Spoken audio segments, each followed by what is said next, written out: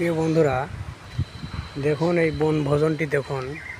এত ঘনত্ব গাছ জঙ্গল, দিনের বেলায় বেজি, খ্যাকশিয়ালি, কাঠবিড়ালি ঘুরে বেড়ায়। কত সুন্দর প্রাকৃতিক, একটু দেখুন। আবার এর ভিতরে কাজও করে। কি করে এটা তো বোঝাও যায় না কি করে।